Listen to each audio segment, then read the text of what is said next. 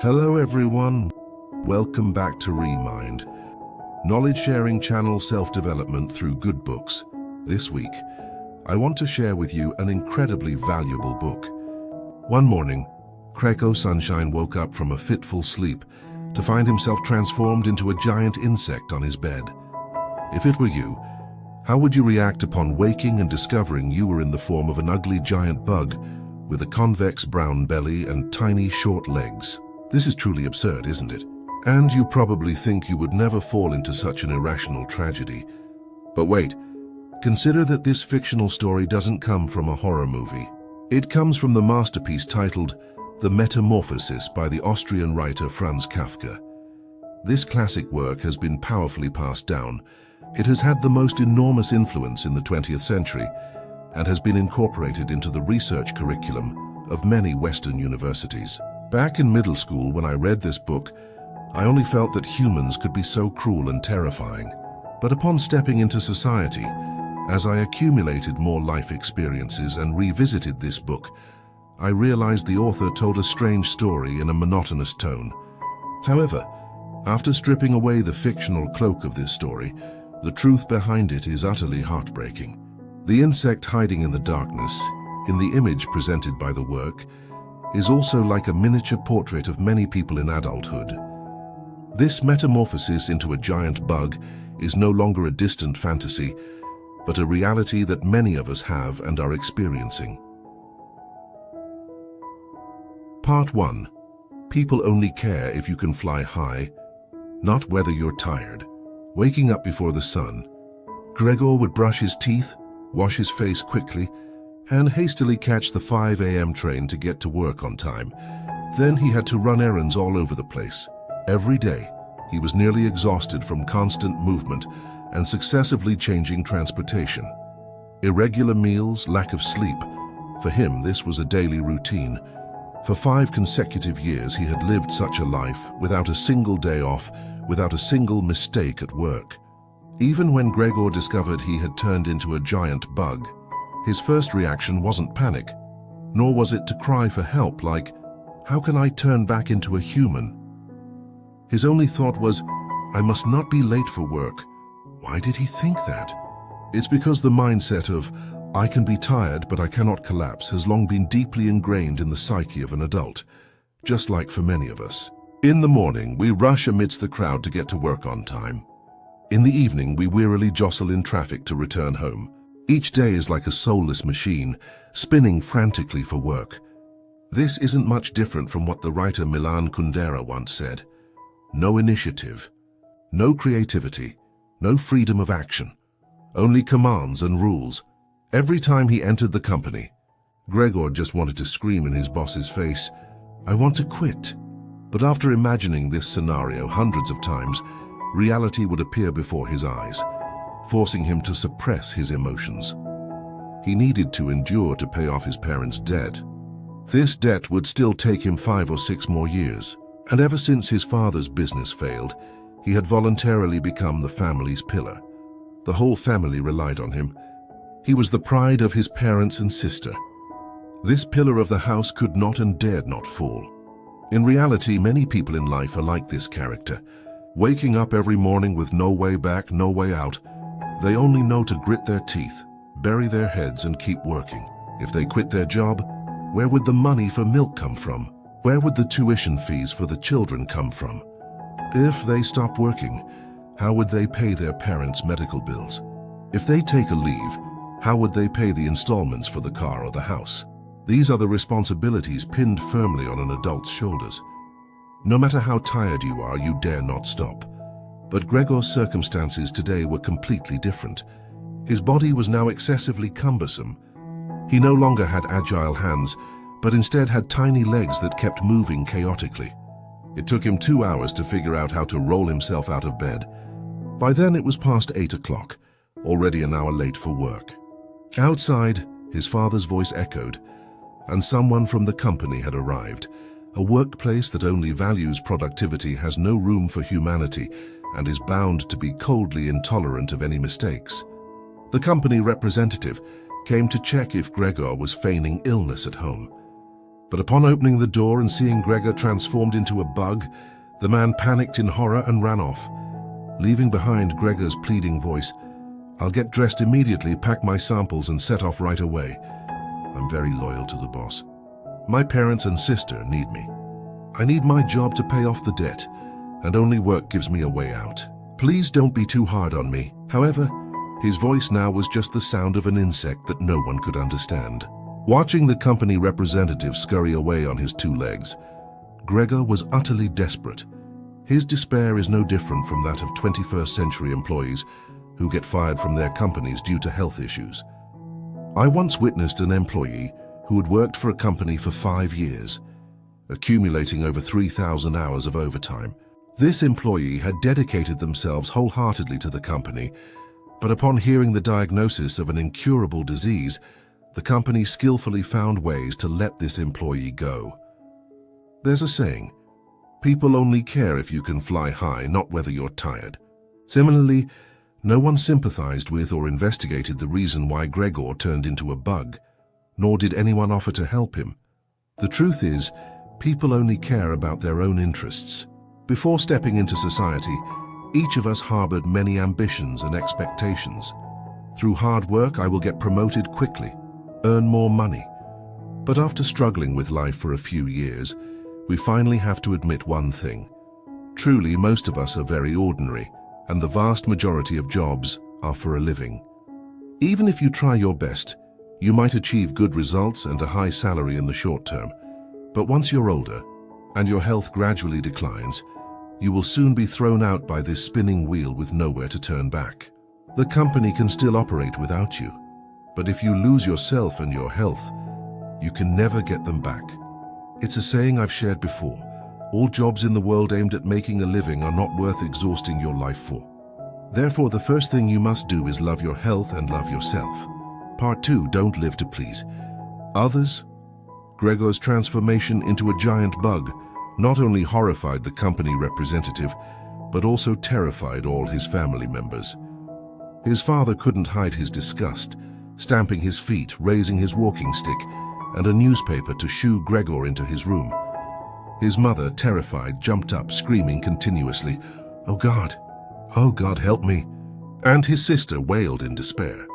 Gregor could only sullenly crawl back into his room. He understood everyone's fear when faced with something so abnormal. But beneath that was an even deeper fear than his transformation. Gregor, once the family pillar, had now become a burden to his relatives. He lost his job and could no longer support the family. The savings in the house could only last for 2 years at most. When this pillar of the house collapsed, the family members were forced to fend for themselves, to find a livelihood. The father applied for a messenger job at a bank, the mother sewed underwear for outsiders, and the sister had to abandon her musical dreams to work as a sales clerk. The family members all became busier, and now Gregor truly became a bug in the literal sense. Life indeed has unfilial children, but there are also parents who lack genuine love for their children. Those accustomed to holding an umbrella for their family and loved ones will themselves forget that the rain can sometimes pour heavily and wet their heads. I once saw a Singaporean advertisement called Father's Promise. The protagonist is an office worker, leaving early and returning late every day, always having to answer calls from family. The living expenses he sent his parents were never short, but his father always calculated and was dissatisfied if it was less than the previous month. When his mother suddenly fell ill, he rushed to the hospital, ran everywhere begging for help, but still couldn't arrange a good hospital room for her. His wife wanted to travel. He flipped through his financial records, remained silent for a long time, and finally could only say, "It's too expensive. Can we go somewhere closer? The fridge at home needs fixing. Mum's mobile needs replacing. My wife's due date is approaching, and we must prepare for the new member's arrival." He worked very hard, but what he received was his father's dissatisfaction, his mother's silence, and his wife's disappointment. In the end, he had to utter a painful confession. "I'm sorry, I can't give you the best. I haven't become the person you expected. Since birth, it seems we have carried the expectations of too many people. Parents always hope we study hard, Get high scores in exams, find high-paying jobs, bring them pride, and find a good life partner. The boss at the company always expects us to work diligently, efficiently, and dedicate ourselves to the company.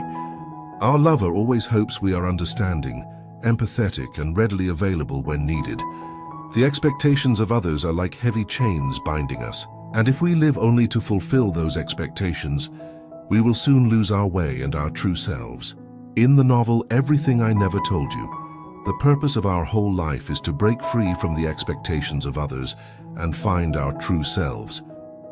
Honestly, it's very difficult to completely escape others' expectations, but we cannot always live within those expectations. You need to face them. Expectations are a kind of blessing from others, but they should not be considered a life goal.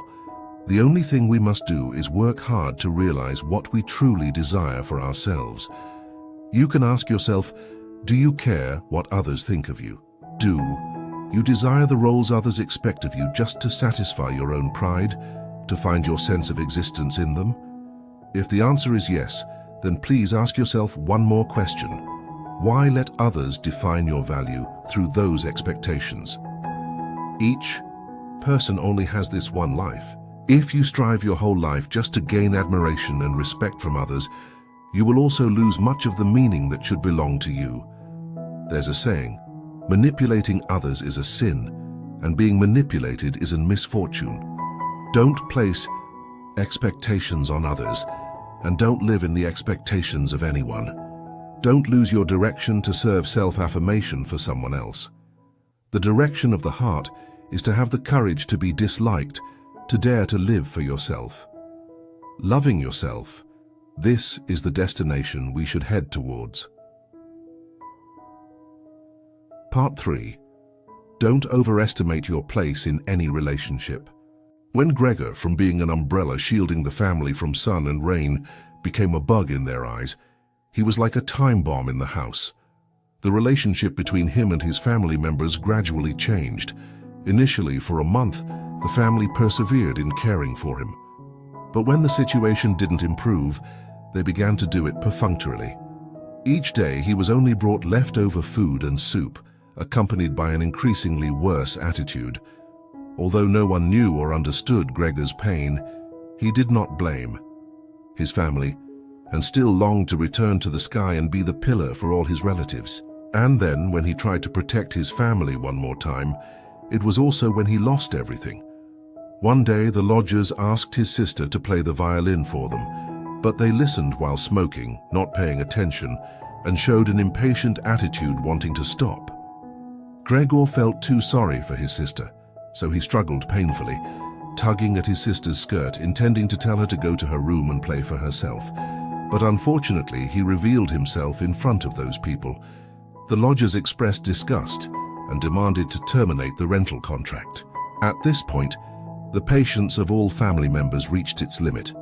The sister, who was once the kindest to him, now out of anger and feeling utterly ashamed, locked her brother in his room.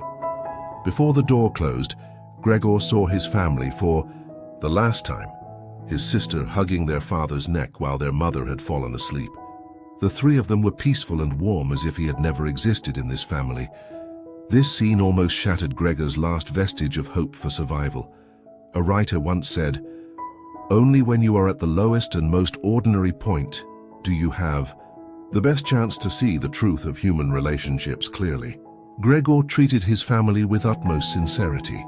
He believed that sacrifice for loved ones required no repayment. But he forgot one thing. Human nature is selfish. No matter how deep a relationship is, it has the potential to change. The next day, when the cleaning lady came to tidy the room, she found a bug dead on the floor. Gregor had died in loneliness. The end of this poor man tells us, do not overestimate any relationship, especially those established and maintained by money, or relationships built on endless giving from one side only. There's a psychological effect called the over-justification effect. Originally, it's often said that moderate rewards can motivate a person, but excessive rewards can make people lose interest. This effect also applies to emotions. Appropriate giving is the necessary nutrient to maintain a relationship. But if you try your utmost to be good to someone, one day your giving will become taken for granted. The author of Wuthering Heights said, "Love yourself. Do not bestow all your love, soul, and strength as a gift, and waste it in unnecessary places and on people who despise you." Living in this society, each of us is the protagonist of our own life's script. So please don't try to become the hero in anyone else's play. Part 4. Misfortune stems from losing yourself. Gregor's misfortune was turning into a bug, and an even greater misfortune was that his life changed, but no one accepted him, even though he had once sacrificed everything. Why did such misfortune befall such a devoted person? Is it because the company was cruel, or because his relatives were too cold? The truth is, the primary reason is that he had long ago abandoned himself. On the surface, Gregor had no other choice but to work tirelessly to pay off the debt. But when he was young, full of vitality and potential, he lost the courage to find a more reasonable, efficient job to pay off the debt, and he didn't know how to find joy in the cracks of his debt-repaying work life. As the author of the work said, "The fear of losing a job ruins a person's character. Life is like that." This kind of life sounds stable, but in the busy, arduous work, Gregor was first robbed of his freedom by daring not. He turned his own life into a prison. As for the family, while they faced difficulties, they were not destitute. Everyone still had the ability to earn money even when in debt. Yet Gregor placed himself in the highest position, becoming the pillar for everything, paying off the family's debt, buying a nice house for his parents, realizing his sister's musical dreams, etc. All of this exceeded the must that family members owe each other, but instead caused his relatives to develop the habit of using the family name to expect, rely, depend, and exploit as a matter of course. When you make others' needs the center of your life, your value will always depend on others' demands and evaluations, and the most dangerous thing is that losing yourself will make people forget that you must reflect and look inward every day. Then one day, they themselves will give up fighting against distorted wrongs and become slaves in others' lives. For Gregor, the acceptance of his relatives would be the only reason to help him overcome his bug nature and continue living. But on the night his family abandoned him, Gregor, a person who lived for others, also lost the meaning of his existence. And the story is so satirical that the family ultimately breathed a sigh of relief after Gregor's death. More terrifyingly, the story doesn't have a sad ending. Gregor's parents now place their hopes for the future on their daughter. Looking at the young, vibrant sister now, I suddenly had a thought. What if one day that girl also turns into a giant butterfly with broken wings? If, like her brother, she always lives by others' expectations and only strives to satisfy her parents' hopes? In essence, in this life, although we don't transform into bugs, many of us are not much different from Gregor. We always live to satisfy others. Metamorphosis might be a punishment for Gregor, but it is also a warning for all of us. Recognize those who take what you do for granted. The meaning of our existence is not to become who others need. Our struggles, contributions, and what we give should not be taken for granted. The most important thing is to let your values create and shape the life that belongs to you. Knowing how to consider others, but also living for yourself, this is the sturdiest armor for you in this life. And remember, in this lifetime, we are not the sequel to our parents' regrets, not servants to our children, nor shadows of someone else. For everyone, the most important thing in life is to face your true self. When you start living authentically, your life will become more confident and at ease. Finally, I would like to conclude today's sharing with a quote from the famous writer, Duongque. "We once eagerly awaited the recognition of the outside world, but finally realized that this world is our own, having nothing to do with others." May you and I both be able to live by our own light, bravely stepping forward to meet the better version of ourselves. Thank you for listening. If you found this video helpful, please share it with those who need it. Support Paraversion with a like, follow, and turn on the notification bell to watch the latest videos. Once again, thank you, and see you in the next videos.